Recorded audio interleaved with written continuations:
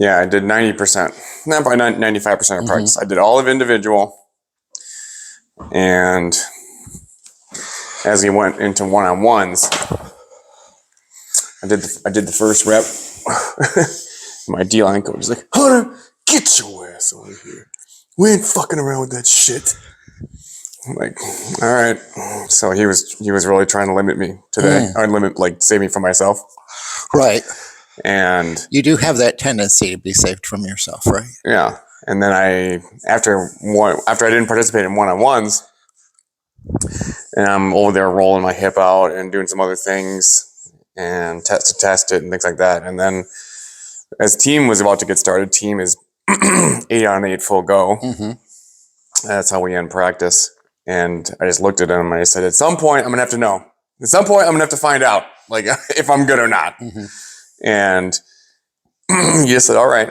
And then he rotated me out every 3 plays. And didn't just get through it. I thought I had a great practice, made some plays, put myself in some precarious positions. Because when Alex, our quarterback, when he gets on the loose and then it's him and I in the open field, he's pretty shifty. And so I'm having to shift. And it's like really stressing that area. And did it without even thinking. And so that's usually a good sign. No discomfort. No. Good. Fell down once. And I was hoping for something like that, where it's like, oh, okay, I'm good.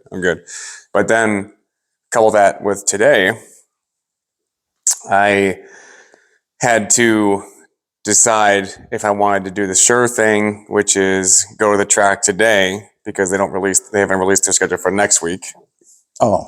So it's like, do I really want to sprint after a 2-hour practice on an injury? It's like, but at the same time, you don't know when you're going to get track again. And I can't sprint outside right now, obviously. So I went there today, and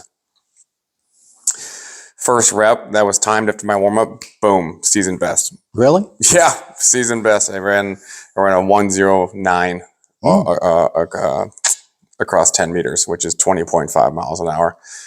So my fastest ever is a 1:01. So that's like 800ths of a second away from that. But it's like, so I say all that to say, like, I think I'm pretty much good to go. I think. Good. There's certain things that, like, when I get myself in that position where the movement, it's where the exact injury took place, which is where I'm typically doing all of my rehab right now. But then, yeah, those positions are a little difficult and uncomfortable. But like I said, for me to have practice full team periods, and then on that one sprint rep when I was ready to go, I mean, I just cut it loose. And those first few strides of acceleration, you've got a deep knee bend and your hips are close to the ground. And so it's like, you're almost like skating, if that makes sense. Like speed skaters? You're like, boom, boom, boom, those big, beautiful strides. And it's like, so those were really taxing positions for my groin as well. But then to do it and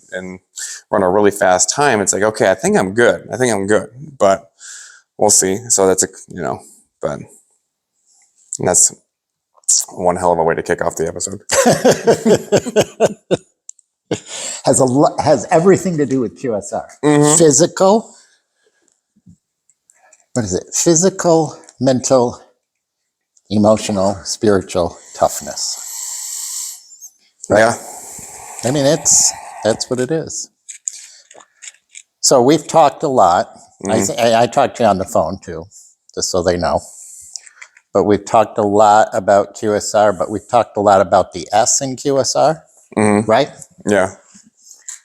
But I want to talk about the Q in QSR. Okay. So I'm going to, since you're in it, IRL, in real life, you're customer facing. Yeah. I wrote up a bunch of questions about quickness. Okay. Speed, quickness. Yep. That's your strength. And some of them are a little esoteric, but, you can still answer them. Cool. I hear a dog. Yeah.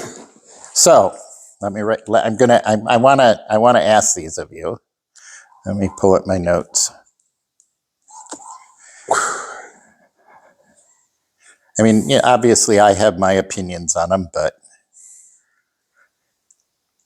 Let me just go down the list. Sure. All right. What does speed mean in QSR? Beyond just ticket time and drive-through clocks. Beyond just ticket time and drive-through Yeah, clocks? beyond the ticket time, beyond drive-through clocks. I mean, what does speed mean? I'm not sure what it means, but I do know what becomes of it, and that is, it is the tide that raises all ships. Okay. And so when you increase your throughput, you're going to increase your transactions, and when you increase your transactions, you're going to increase your sales, and when you increase your sales, well, then all of the controllables become easier to control. And I think that's going beyond what the ticket times and things like that, how you laid out the question. I think that's really what it is. It is, in my opinion, if you're going to focus your efforts on one thing, it would be that. Mm-hmm.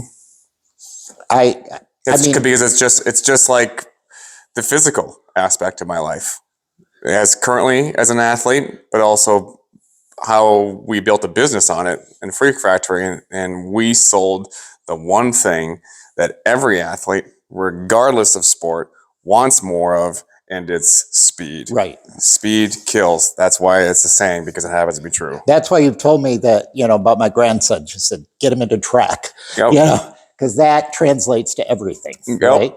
So when I think of speed, I think that it's showing respect to the customer, because I know I'm coming into a QSR restaurant. Mm-hmm. Whether I go to McDonald's, Taco Bell, Subway, Burger King, anything, Mm-hmm. I'm in there to get my food quick, right? Mm-hmm. So to me, speed means showing respect to the customer. How do you balance fast service? I think this is a biggie. Mm-hmm. With order accuracy, every shift, every day. Balancing speed with order accuracy. How do you balance speed with order accuracy every shift, every day? That you define what good is for the team, and that is green. Green is good. Is a three So four. green means that you're hitting your speed metrics. You're hitting your speed metrics. Okay. So you don't get extra credit for it being a 2-minute day part as opposed to a 3-minute and 44-second one.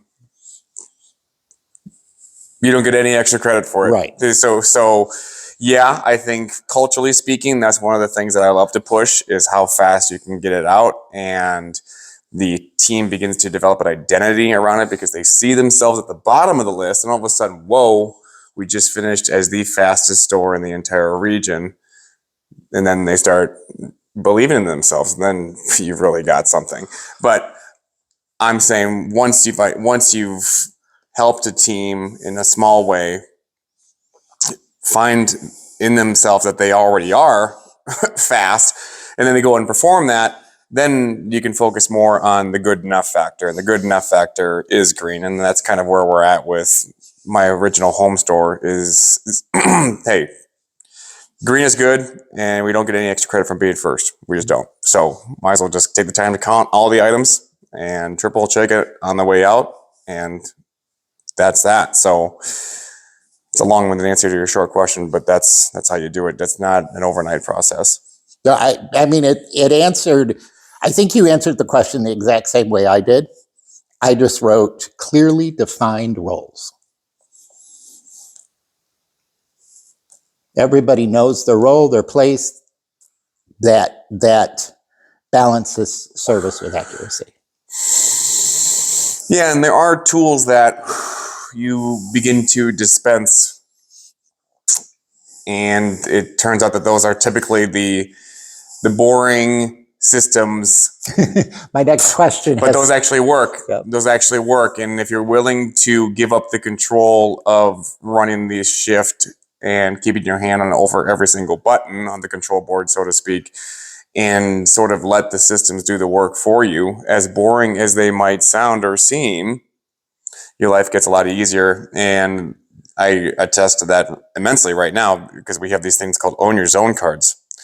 And I can just, whenever there's a break in the action, I can just defer the team to the own your zone cards. And then those literally tell you what to do. So if that makes sense. It makes perfect sense Yeah. because it answered my third question. Which is?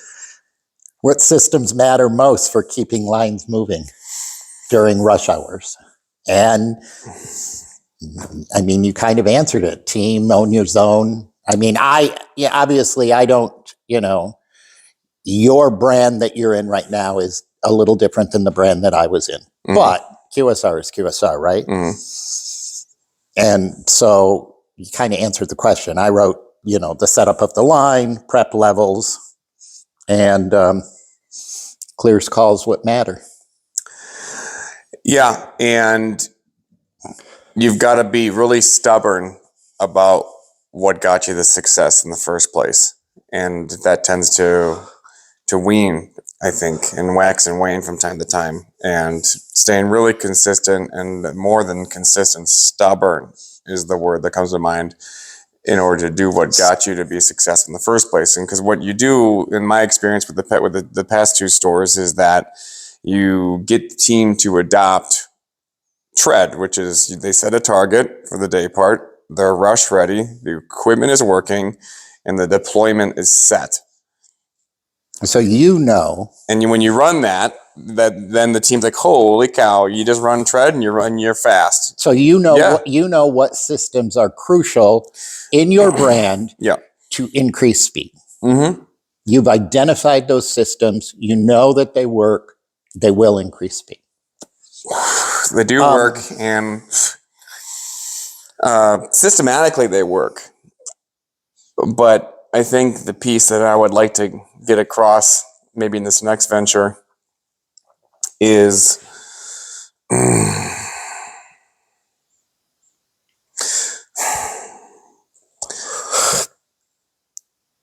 working through people more. So just so you know, I did not give them these questions ahead of time. So you're answering the fourth question. Richard? How much does crew training affect speed compared to tools and layup? Yeah, crew training is everything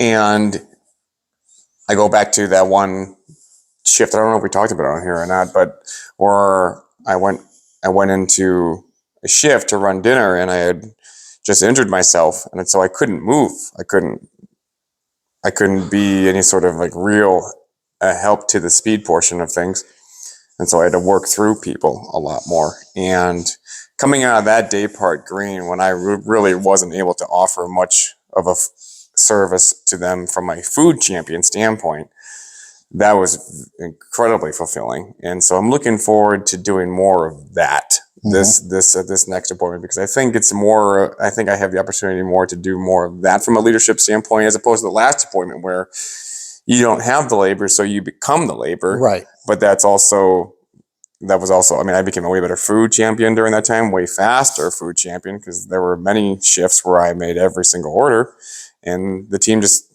they rely on you for that, because you don't have any more labor to give. So you're doing a lot of the work on the line. So when you were injured, you were focused on, I mean, you couldn't muscle through it. You had to talk about training. You were training as you went along, right? Yeah. So I answered the question, training always wins. Tools help, but habits drive speed. Yeah, and if you, man, I mean, because there was one guy there who got considerably better as the shift went on. Like, that was cool to see. Like, that's the thing. It's even better than working out, because you don't see the fruits of your labor when you're training right away. Right. It takes 8 weeks to maybe start seeing your body look a little bit differently. And maybe 4 weeks to start feeling stronger. But like I said, that's a long time. But when you're training somebody in QSR and they can get like freakishly good results in umpteenths better at what they do over the course of a single day part, if you're just talking to them and coaching them the entire time. And a great cue for a starter who is in a crucial position, because they set the pace. And a great cue that I've learned and use a lot is if I'm finishing, and so I'd like to be the finisher with the starter. Your job is to keep me busy. Yep. You keep me busy. Keep me busy. They'll try and pull up the KDS build, because the KDS has build cards on it and it tells you exactly how to make everything. I'm like, nope, to hell with that. Listen to my voice, and it'll be just fine. Like 6 and a 10. So I'm talking about a 6-inch tort and a 10-inch tort. Okay, throw a 6 and a 10 on there. All right. Yep. And then here we go. Yep. And pump of cheese there. All right. Yep. Serve scoop. Yep. There. Then and then pass it to me. Like just things like that that was cool and very gratifying, and brought, I think, my skill set up just a smidge. Yep. Because it forced me to. And sometimes I think in order to get to our potential, it has to be forced upon us. Okay, I'm gonna skip a question because the next one kind of flows into what you said. How do leaders coach speed without teams burning out?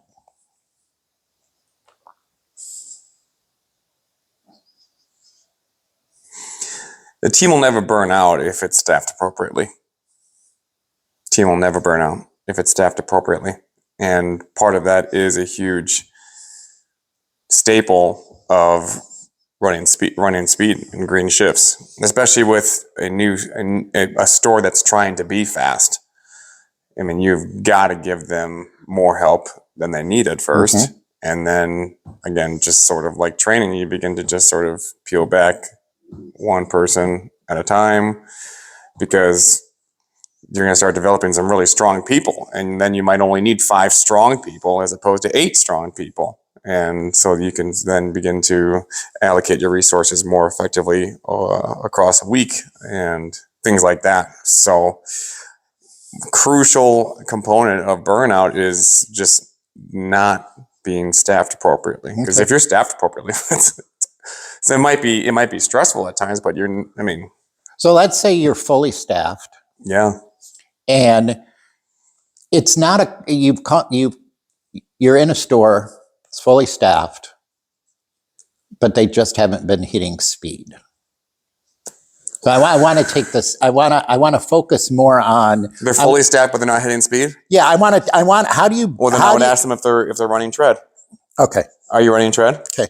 If you're fully staffed and you're running tread, you give yourself a really, really good so shot. That answered how you answered it is how I answered it. I mean, obviously, I didn't use your acronyms, but I wrote coach standards. Tread is a standard, right? Fix the process, not the people. And praise them calmly focused. So the first, you're a fully fast store or a fully staffed store, but you're slow. How do you coach those people to speed without burning them out? Yeah. And you answered it. Yeah. Are you running tread? Huh? Are you running tread? Focus on standards. Where do you think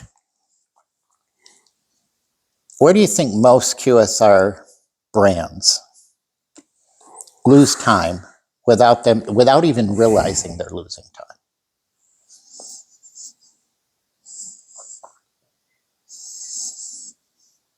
Where do they lose time? Where do you think most QSR brands lose time without realizing it?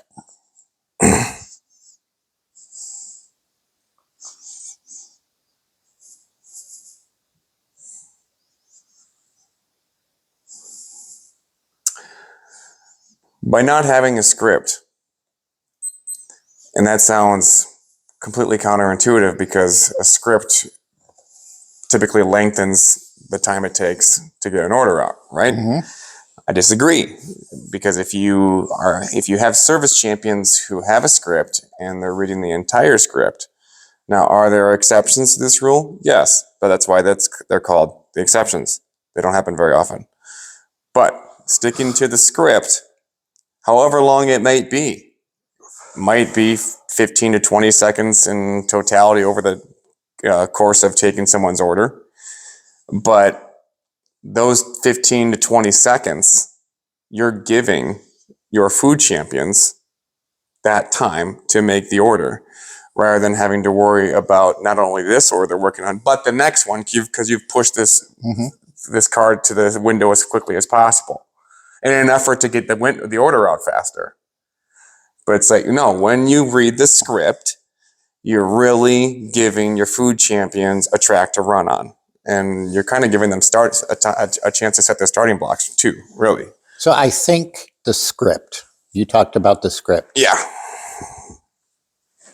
Answers the question kind of the way I answered it, but I said unclear roles and slow decisions during rush. So the script, following the script, defines the role and it mitigates slow decisions during rush. For that particular person, yeah. For the order taker. Okay. Mm-hmm. But yeah, I mean, I think that QSR brands lose speed without having clearly defined roles. Yeah. Yeah. I mean, I can't imagine having a deployment at a Subway. Right. Imagine if they had a deployment. Oh yeah, I mean, imagine if they had a deployment. So for the day parts, it's like you got a meet and greeter, you got a veggies, you got a ringer, and then in a higher volume stores you got a runner, and who's dishing things back and forth. If you just had that deployment set, and then you could really develop the people that you need in order to increase your throughput time, like Taco Bell, McDonald's, every other person does. And Jimmy John's probably has a deployment. Yeah. Can we look that up? Does Jimmy John's have a deployment? They probably do. I mean, I think Subway has tried deployment. Ask chat. Does Jimmy John's have a deployment system? Hold on. Where people are locked down in positions during the busiest day parts. 11 to 2, 5 to 8. Yeah. Subway has, I think the problem there is that they have tried that multiple times, but keep changing it. So Subway had what they called throughput, which was cashier, meats, bread and meat, bread and cheese. And then the problem with it sometimes does,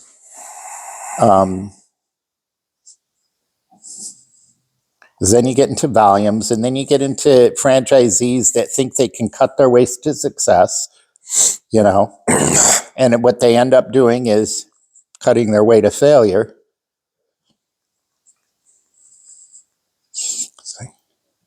Deployment. Why don't you just ask it?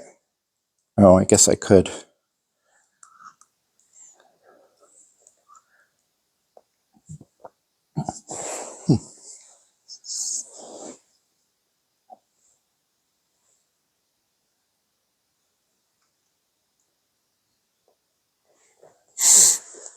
Not talking to it is almost like...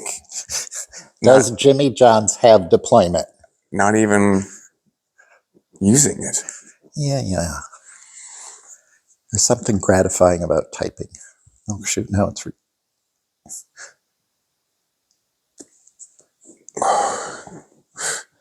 They have to. There's just no way. I don't know why it's not answering. It just doesn't not work when you have a deployment. But I mean, now it's bringing me back to the day parts at Subway when we would just get smacked on a Friday at lunch, and some of the newer kids who would want to try and take a sandwich and then the whole way through, I'm like, no, okay, this is actually going to go way faster if you just say right there, and I'm just going to passing you subs, and you just put on what this person tells you to once it gets to you, okay? And then like, right? Yeah. And then that's all their job would need to be, is just put the veggies on and then get it to the person at the register to do to wrap and ring. And so we kind of, I guess I'm not going to say that we adopted a lockdown procedure like Taco Bell has, but it's sort of when the days when you needed to move stuff out, that's typically how it organically happened. We would sort of be in a little bit of a lockdown position. Yes, Jimmy John's uses strong deployment in stores. They deploy people prep in stations by rush patterns. Each roll stays fixed during peak minutes. Bread, meats, and veggie stages ahead of demand. The line builds one way, no crossing, no pauses. Managers redeploy fast when volume shifts. Speed comes from discipline, not extra staff.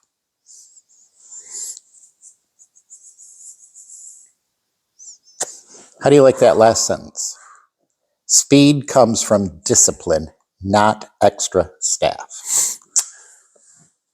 The volume, I'm willing to bet isn't makes it incomparable. So do you think that it's a trap that people can fall into, that we will get faster if I have more people?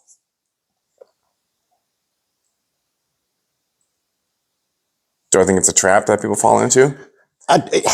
Do you think that that is a fallback for a lot of managers when I go into a store and say, you're not hitting your times, but I just need more people?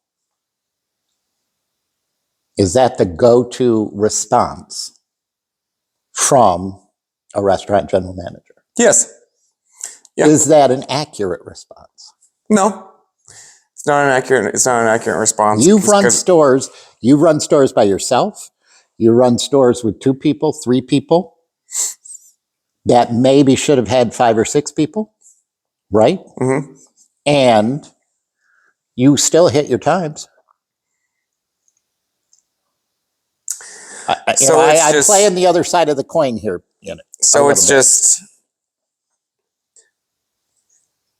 if sometimes you need to, and this is why I think I'm such a big advocate of being an athlete and all those things, because sometimes the team is depending on you. You need to put the team on your back, and you need to do something about it. It doesn't make it fun. Does anybody actually look forward to those moments when they happen? No. Why? Because they beat the shit out of you, and you're working a lot, and you're working more than you ever wanted to work. But sometimes that's what it takes in order to get the team across the goal line. And it's not every day. It's not for an entire period, but there might be a 2 or 3 day stretch there where you have got to check to see if you still have a pair and get after it for as long as it takes. And I think that part of it is missing when some people say that they just don't have enough staff.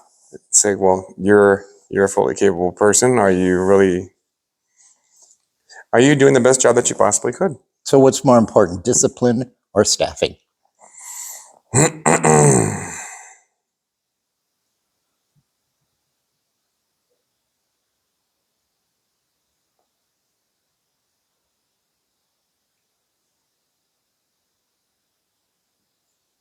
I think it's both, because I think if we're talking about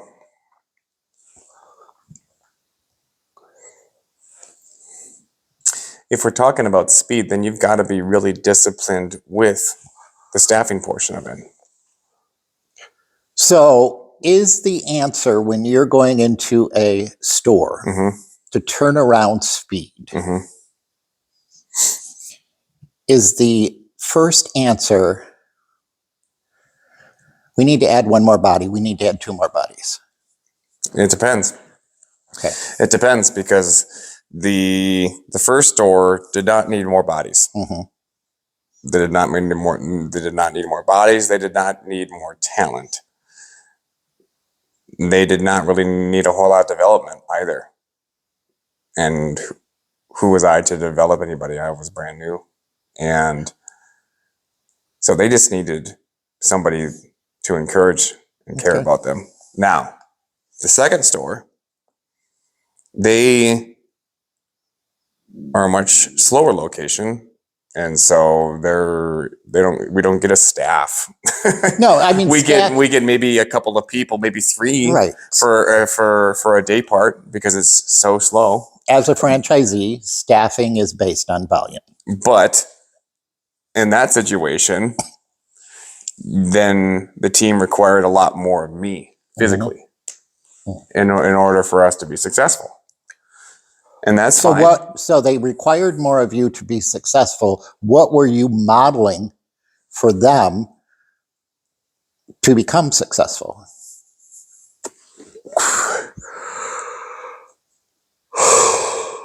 One, I think sacrifice.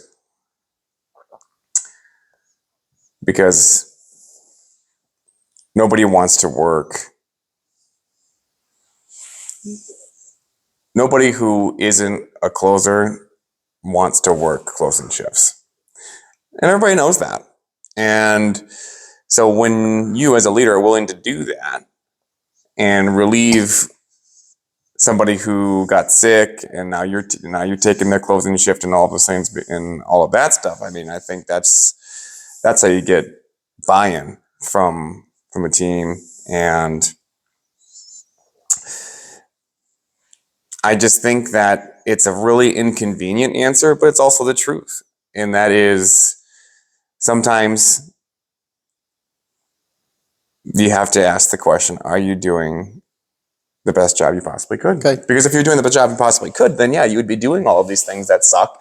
And then your team would buy into you more because they know that you're willing to do the suck and you're not above it and all of that stuff. What should new managers focus on first to improve speed quickly? Tread. Brand new manager. Tread. Don't do the acronyms. Just in general, QSR. Mm-hmm. So tread is. Tell me the acronym again. You're gonna set a target. Okay. So what is the goal for that day All part right. coming up? Then you're going to be, are you rush ready? Meaning everybody's in their spots by the time 11 o'clock hits. Is the equipment working? So the fryer isn't down, right? Anything like that. Your thermalizer is good. And then do you have your deployment set? So who is in which spot? Who's the MIC? All of that stuff. So that when 11 a.m. hits and lunch begins, then you give yourself a really good chance to be successful. I'm smirking because that's what I wrote down as an answer without saying tread. Mm-hmm. I wrote fix prep, fix staffing, fix roles first. Speed follows order. Right? Mm-hmm. So you tell a new manager, if you want to get your speed up quickly,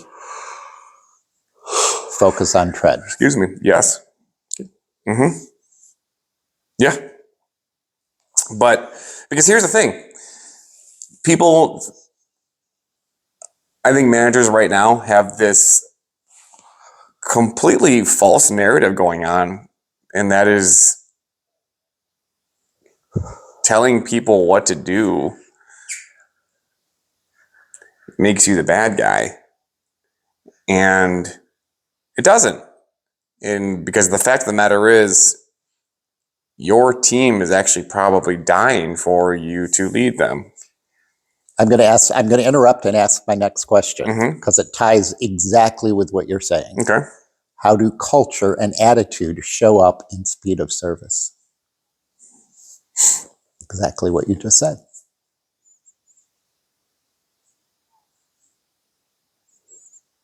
People, if you're going into a struggling store, there was one store that explicitly told me this, and there was one store that didn't, but the result or the approach was still the same. And that was coming in and just pointing the ship and saying, that's where we're going. They really, like I said, one store didn't explicitly say it. The other store did. In either situation resulted in 100% green. So and that was just pointing toward that North Star. But you went in there with the attitude. You went in there with the attitude, of we can hit it. We can make our speeds. Mm-hmm. You modeled that positivity, that attitude, right? Mm-hmm. Teams who care move faster. Oh, yeah. Pride beats pressure every time. Yeah. That's how I answered it. So culture and attitude have a huge impact on speed, right? Yeah, I mean, the horse that wants to run will beat the horse that feels compelled to every single time. So if I'm a new manager going into a store, you're counseling me to don't go in there and browbeat those employees. Faster, faster, faster, faster. You're counseling me to have a positive attitude, let them know you guys can hit it. Mm-hmm. You can do it. Yep.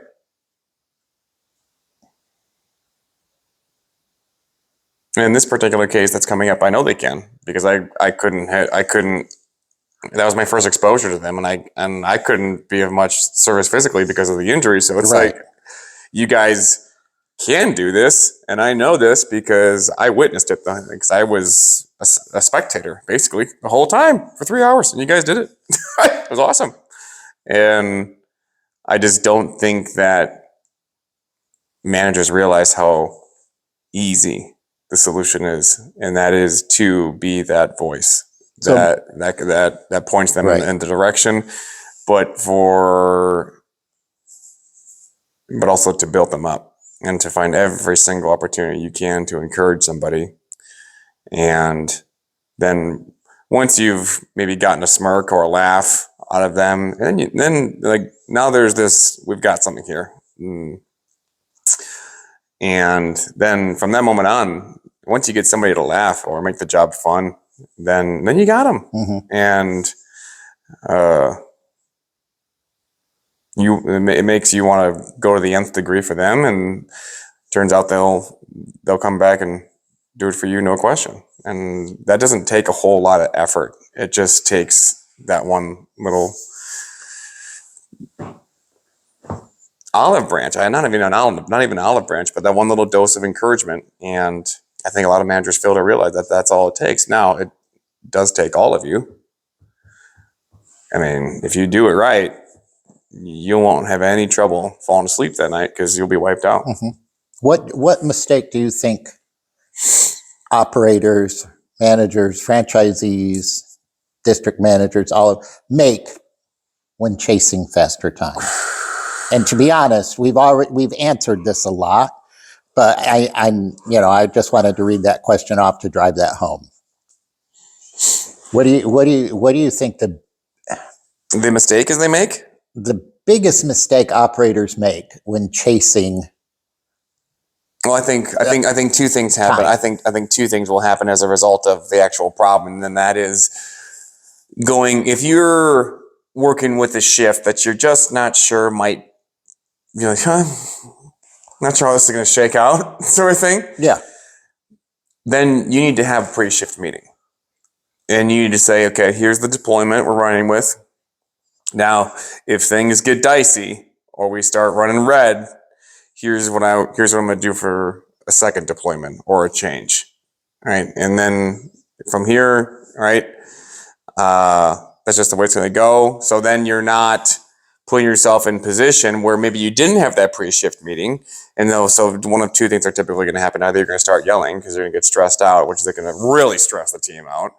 Or number two, you're going to make an adjustment to the deployment, but since it wasn't talked about pre-shift and now it comes out of thin air, whoever is getting moved, and it's typically the starter, they're going to feel some type of way about that. And they're going to be discouraged. They might even be disgruntled visually in front of everybody. Might be very upset. And so I think that would be a huge mistake that, I think a lot of operators are making, is they're not having that pre-shift meeting with those shifts that you're not 100% confident in. If you have a strong team that night and you're not going to have any problems with it, but let's say you do, that team is strong enough to, and they understand the game to well enough to know it's like, all right, yep, I'm off. I'm not having my best night. Okay, yep, somebody else take my spot, right? Because in order to get to that level of strength, I mean, you've got to had, you just have you just have your wits about you, I would say, and so that would say, yeah. So that again, to be getting a little bit tangential there, but yeah, No, I don't think it's. having a pre-shift meeting, So you got to have those. I wrote, they push speed alone. Okay. And then I followed that up with, that breaks trust, that breaks accuracy, and that breaks crew pride, which you touched on in your answer. And, so you have the pre-shift meeting. Mm-hmm. This is what's going to happen. Boom, boom, boom, boom, boom. Mm-hmm. Clearly defining roles, right? Mm-hmm. So the roles have been defined. So we're going for this number of minutes, whatever the goal is that you're going for. And you've had the pre-shift meeting. So in the middle of the shift, when the times are, in the toilet, everybody knows what's going to happen because you had that meeting. If you hadn't had that meeting and you start barking out, you move here, you go there, we're not hitting the times, right?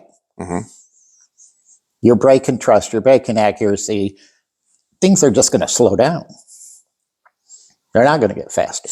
Or they're going to get faster for a little bit, but they're not going to get faster sustainably. No or yes? If you're yelling like that and things? Well, I mean, without having that meeting ahead of time, without clearly defining the roles, Oh yeah, I mean, yeah, it'll be like a cancer. It won't kill you on the first day, but things will start to erode over time. But the piece where I diverge from your answer is chasing speed alone. It hasn't been my experience. Chasing speed alone fixes a lot of things. Chasing speed alone without all of the things that you said. So you said tread. You talked about team pride. You talked about recognition. You talked about deployment. You talked about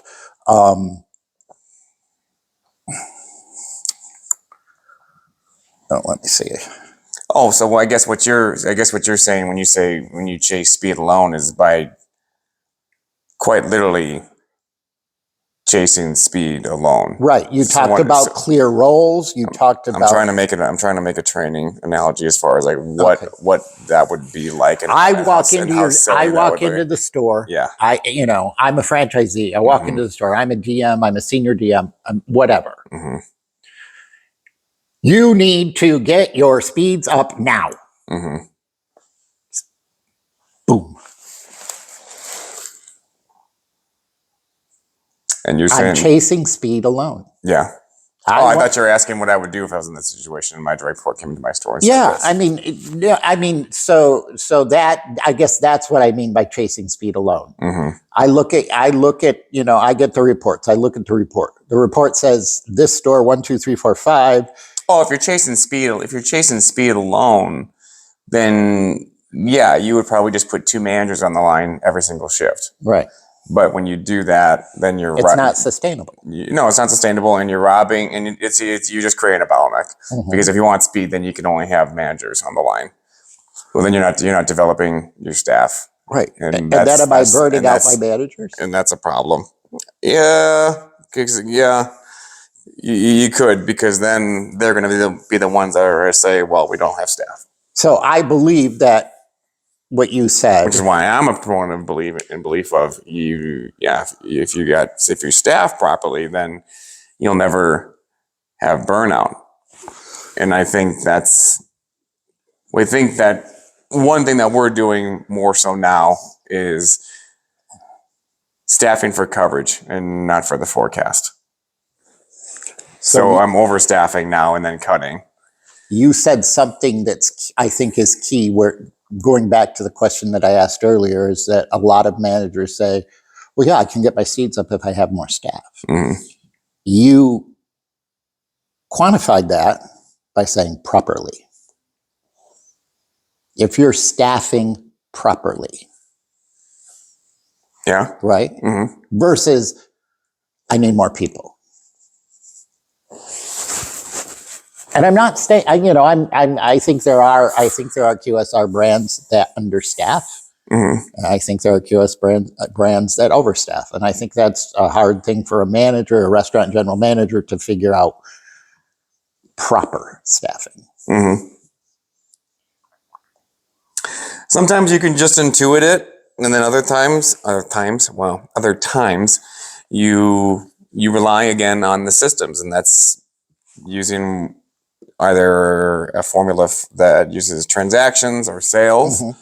to get yourself to where you are at on that days for labor, right? You can rely on that in terms of that'll tell you what your whether that will tell you if you're staffed properly or not.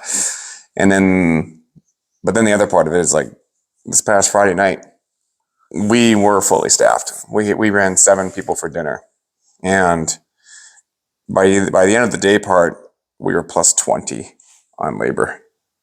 That's how busy it was on Friday night, and we had 7 people.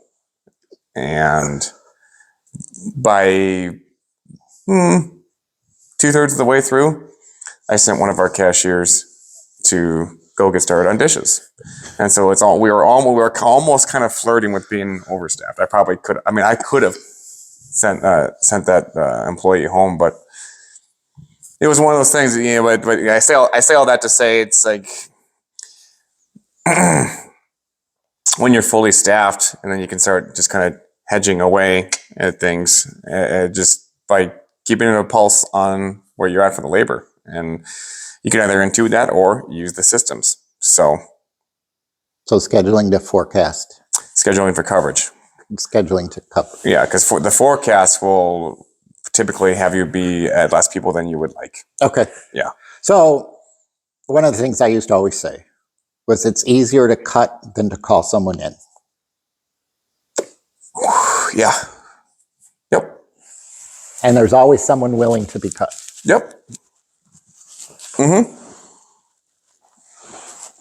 Absolutely. Not so much the other way around. Right. Mm-hmm. Oh, well, we answered most of them. You know what's ironic? Huh. And probably my new favorite QSR concept? What? Popeyes. Yeah. We had it last night. Did you like it? Oh, yeah. So Popeyes has been around for a long time, but I think that I read that I loved that CEO, that woman CEO that took over Popeyes, and her main focus. She wrote a book. It's a really good book. I wish I could remember it now. I read it, but her main focus when she walked in to Popeyes, when she took over Popeyes, was culture, servant leadership, culture, change servant leadership. And I see Popeyes, looking at numbers in that, they're going on the up. And the brand, if you go into I don't know a lot about their food. I mean, and I'm going to go back to chicken is chicken is chicken. But I don't know if it is. Yeah. Anymore after that. But I mean, that was her first focus. She wrote a great book. What is her name? I probably have it in here somewhere. But and when she took over the brand, Popeyes was kind of, and she took over the brand, and that was her focus. Focus was culture, servant leadership, and look what's come out of that. But the irony in it is that we were probably a 20-minute car. Really? Oh, yeah. Yeah. But did it bother you? No, not one bit, because I had empathy. Okay. That store's been open for less than 2 weeks. If you weren't in the industry. Yeah. would it bother you? I asked Tiffany. She said, nope, didn't bother me at all. Okay. And the reason why is she said, because we did not have a missing item. And we placed a big order, 36-hour order. Oh, wow.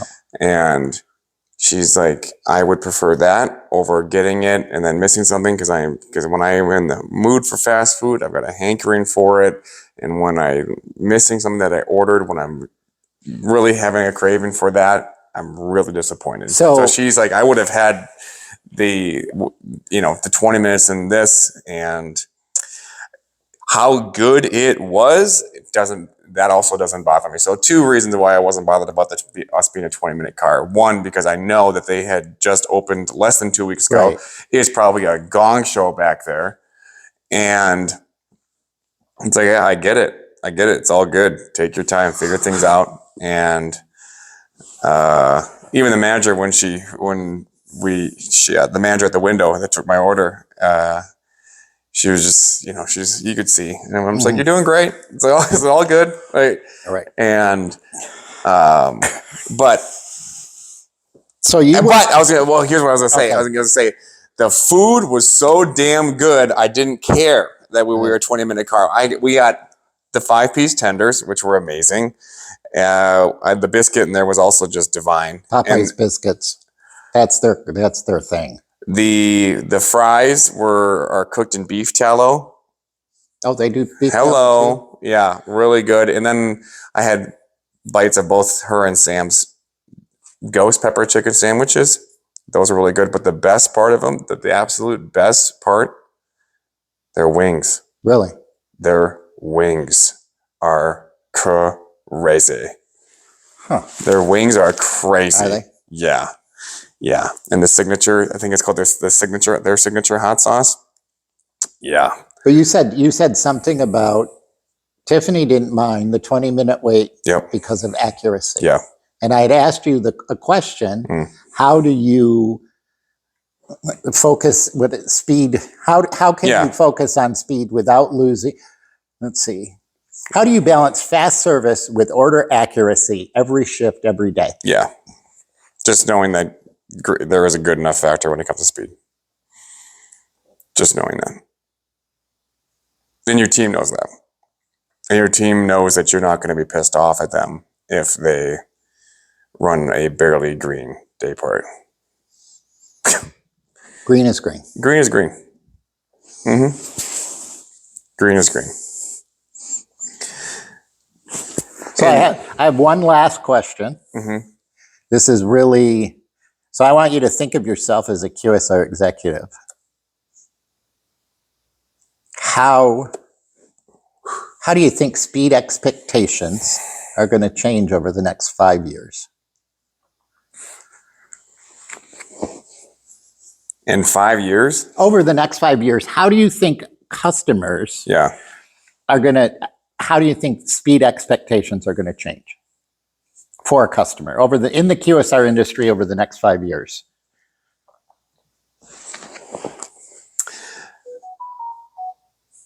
I think they're going to change more for the customer than the employee in the QSR space. So the reason, I think if let's say it's what, it's 2026. If you're saying let me indulge here for a second. In 2031, what does fast food look like? I don't think drive-thrus exist anymore. Okay. I think drive-thrus are gone, and I think it's going to be some sort of. I'm really interested in what Scott Boatwright at Chipotle is doing with their. I think the project is called Hover, but I'm probably butchering it, with the drone. Oh, that picks food up and brings it to the people. I think if that takes off, I think drive-thru's gone in 5 years. Do you? Oh yeah, I think it's just going to be that. So the reason I asked the question is obviously speed expectations from when I first started, 30 some years ago, right? To today are vastly different. And they have changed progressively over time, correct? Drive-thrus, when I first started, were not a big thing. I think McDonald's probably is the champion of drive-thrus becoming standardized in the QSR industry. But they weren't drive-throughs weren't that big of a thing, right? So I guess, I mean, it was kind of a question. I don't want to say a selfish question, but it was like a question of, you're in it right now. I think that's where it's going. Okay. I think that's where it's going. I think if Scott Boatwright's experiment works and takes off, well then, hey, I mean, this is a copycat business. But I mean, and I think that's where it's going to go. And instead of physical cars, because that's how we count day parts, right? Oh man, we had a 78 car happy hour. Like, Right. What the hell was that? Like, right? You're going to have a board or a deployment in some way, shape, or form of those things that take them off and bring it to the people's houses. I mean, they're all going to have timers, and that'll be your car. So an order comes in here, right? You've got 3 minutes 59 seconds to get your food in that drone, shut the door, bam, now you got that time, and then you're off into the next order. So I don't think it's going to change from a on the line standpoint in terms of the speed expectations to get an order out the window, so to speak. I think it's going to change for the consumer, because I think drive-through, at the rate of which technology, AI is accelerating, David, 5 years from now, I mean, dear God, So I don't think it's going to exist. I want to be accurate about this, but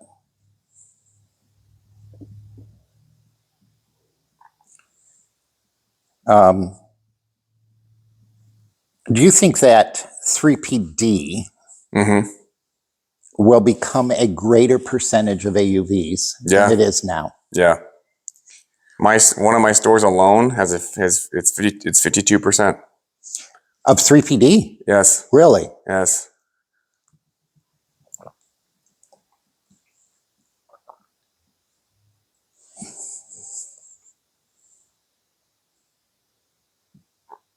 I think technically the term is all access now, but yeah, that'll catch up.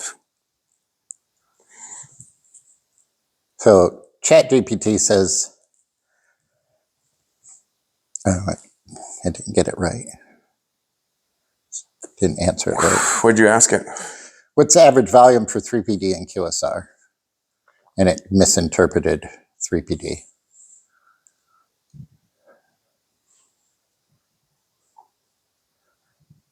Oh, I think that's why you got to talk to it, because once it picks up your tone and things like that. Third-party delivery. David's talking to it like it's a robot, and then he's surprised why it's acting like a robot. I know. So here it says about 5 to 6% of total sales come from these services. 5 to 6%? Yep. Industry forecasters by 2026, this year, 30% of global QSR orders will be 3PD. That's by the end of this year? Yeah. 2026? Yeah. 5 years from now, it's gone. Drive-through is gone. Drive-thru's gone, and it's going to be Hover, 3PD, Amazon delivery, whatever. Yep. Yep. That's your forecast in 5 years for the question I asked was speed expectations change in 5 years. Yep. More for the consumer than for the employee. So I'll tell you how I answered it. I didn't answer it.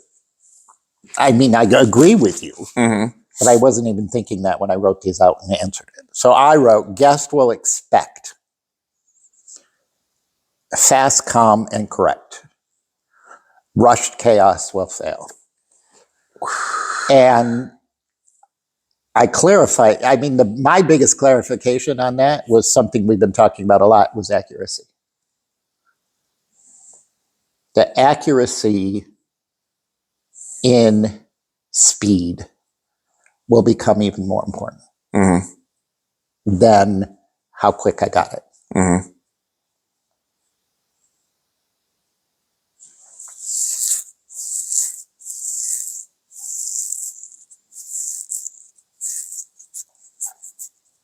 I agree.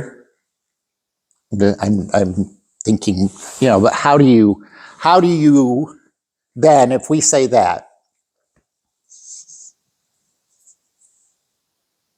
how do we in the industry focus on accuracy?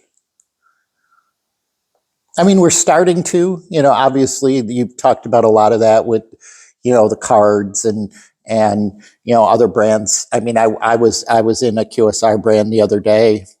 It was actually it was a coffee shop, brand new, called Ziggy's. I don't know a lot about them. Brand new, just opened up. They had all their cards and their cheat sheets, taped up. And I was watching every single employee reading those every order. Mm-hmm.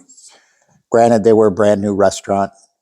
I mean, it was their grand opening because they still had balloon arches up, Mm-hmm. But and it seemed like accuracy, more so than it was speed. Yeah. I think speed is important. I mean, I've told you this before, and I've called you on the phone from, okay, you tell me that your speed goal for every car through this drive-through is 3 minutes or whatever it was, and I'm the sixth car back. So if your speed goal is 3 minutes and I'm the sixth car back, I'm going to be sitting here for 18 minutes. Mm-hmm. Right? Mm-hmm. If the speed goal is 3 minutes and you're 6 cars back? No, 24 minutes, whatever. No, you're right. 18. Yeah, 18. Yeah. Yeah. I mean, so part of it empathizing with the food champions. Part of me empathizing with I guess I don't know who I'm empathizing with the second person, but I empathize with the food person because, yeah, I mean, having a little bit more time to make the order would certainly make your job a little bit easier, less stressful. But at the same time, if you're a manager, then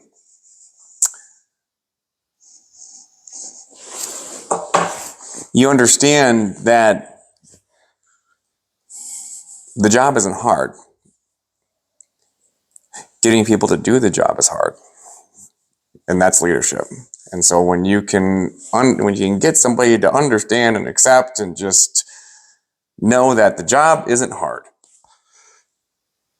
If you just do it and you do it like your life depended on it, well then that's where you sell the hockey stick.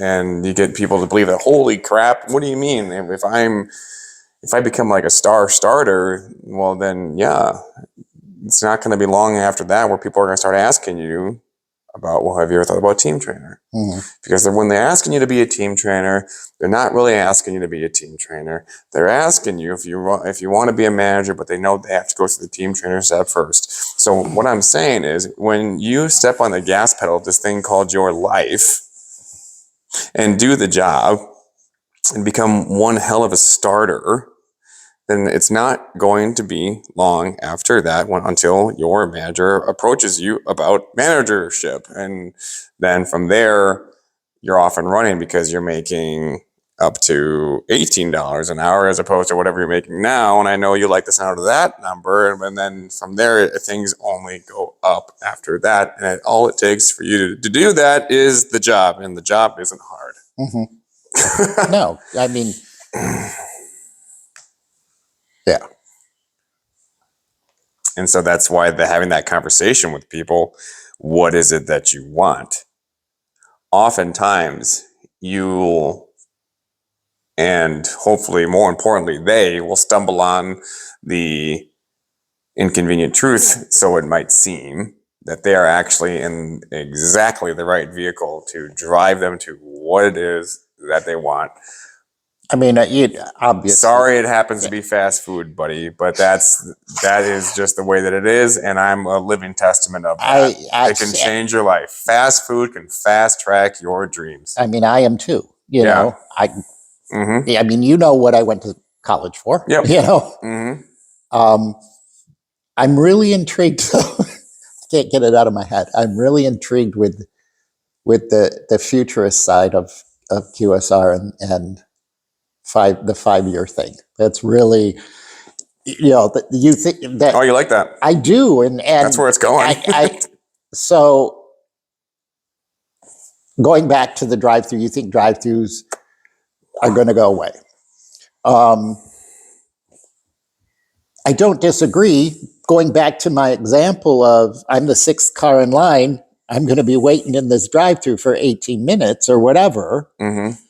If I was the 6th person in line inside of the store, I probably would have a different attitude about it, Mm-hmm. especially if, I was greeted and all of that kind of thing. Mm-hmm. And then I'm thinking about Chick-fil-A's take on drive-through, which Mm-hmm. is totally different than any QSR restaurant. Mm-hmm. They have staff in the drive-through line. Their staff is at your car window taking your order, my pleasure. Mm-hmm. That they've kind of reinvented drive-through a little bit, Mm-hmm. and to make it more like you're waiting in line inside of the restaurant. Mm-hmm. You're not just sitting in your car. There's staff. They see you. Hey, how you doing? That kind of thing. It's intriguing. The whole drive-through concept is intriguing to me. That it may go away. And I mean, what percentage of your AUV right now is drive-through sales? Oh, well. I mean, it's got to be high. Yeah. It's got to be really high. I mean, it's got to be. Let's see.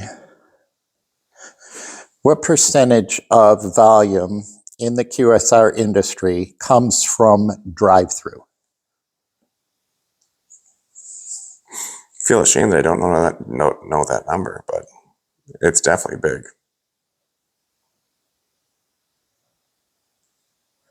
Yeah, it breaks it down a little bit by day part. It's saying most major QSR chains see 60 to 70% of total sales come through drive-through. I was going to say 60. I was going to say 60%. Industry data shows drive-through remains the dominant channel for fast food revenue. Yeah, but obviously vary by concept, location. Yeah, but 5 years from now, cars are going to turn to drones. But that the industry speak is going to remain. I can just see it. Like, oh man, people are just sweating after a 140 car lunch. 140 are drone lunch. Yeah, but the speak is going to be the same, because I'm sure the system on the board isn't going to change much, right? But the board might actually be a whole collection or garage or whatever the hell, or leave like a little thing here where they kind of rotate on.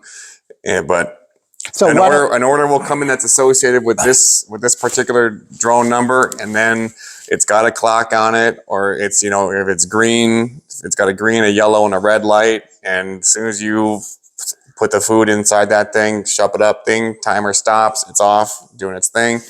Like, that's where it's going. So then I can run my units with less people. I mean, that is a big thing in the QSR industry. With less people, if you're taking away a dining room.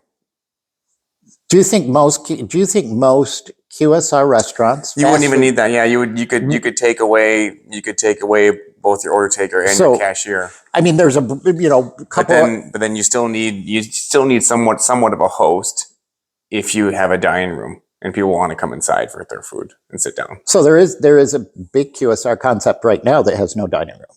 That's totally drive-through. What is it? And 3PD, Checkers, Rally. Oh, you can't go inside. They don't have dining rooms. Most of them don't. A lot of them don't. What about then the one that's making a comeback, Hot and Now? Hot and Now is drive-through only. Get 'em and Go, they were drive-through only. Checkers, drive-through only. Sonic doesn't have a drive-in. Sonic doesn't have a dining room, but they're a drive-in. Sonic is a drive-in. So you press, they're like the old school roller skating diners. They don't have roller skating. Well, some of them. In and Out? In and Out Burger, I think. In and Out has a dining room, I think. In and Out, though, that's an intriguing QSR brand to me. Why? I mean, very successful brand, very profitable brand, family owned, moving. They're moving, they started in California and they're totally moving out of California, the corporate headquarters and everything. I think they have a dining room. But you see QSR brands, I mean, looking at when I opened up stores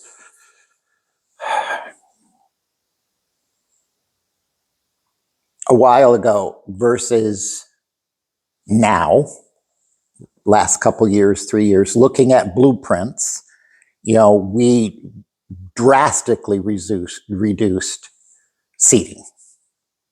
We shrunk dining rooms. Mm-hmm. I don't want to say we shrunk dining rooms, we shrunk seating. Mm-hmm. So the dining rooms were still big, but there was less seats in them. Mm-hmm. But do you think QSR brands, I mean, you can go into almost any QSR brand now at high noon, lunch day part, dinner day part, and there are open tables. Yep. Mm-hmm. Where 20 years ago, we were looking for ways to add tables, add seating. I remember going to McDonald's and waiting for a table. Not waiting for a table, but actually going into McDonald's and eating there. Right. And part of the reason why that we loved it so much is because of the ball pit. Yeah. Oh yeah. But that was more of not like a fast casual, but more like like an experience when you went inside. Like I loved it. Like I loved it. Like we're gonna go into McDonald's and eat and have a freaking blast, because it was almost like a experience. It was an experience, but really what it was sort of like a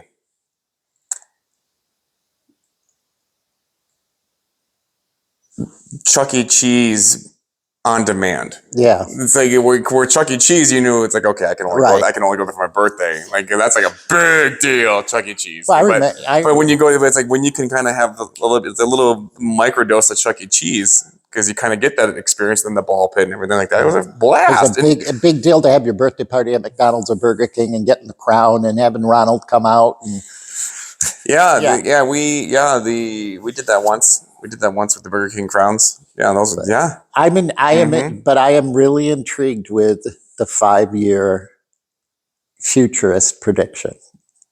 That's where it's going, man. I think so. What do you think is going to happen to drive-thrus in the QSR industry in 5 years? Good spot. Let Hunter know. Pick that up for the next one. Oh.